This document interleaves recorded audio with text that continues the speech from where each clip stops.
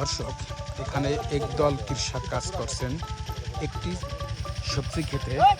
তবে এটা হচ্ছে চাইনিজ সবজি, বা আমরা বলে থাকি সালাদ পাতা।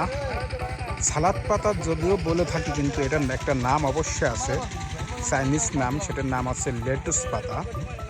এই লেটুস পাতা এটা বেশিরভাগ বার্গারের সঙ্গে খাওয়া হয়।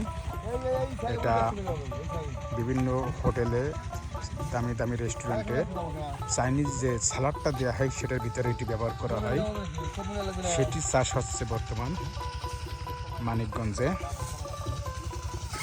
এটা মানিকগঞ্জ সিঙ্গার উপজেলায় চাষ হচ্ছে।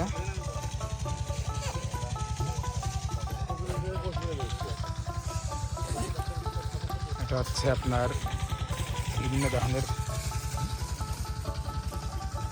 সময় বিভিন্ন ধরনের রেটের দাম পাওয়া যায়। এখন 40 থেকে 50 টাকা হয়তো কেজি বিক্রি হচ্ছে পাইকারি রেটে।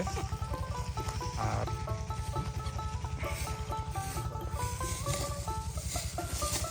বাস্তায় কয় কেজি? 10 কেজি। 10 কেজি।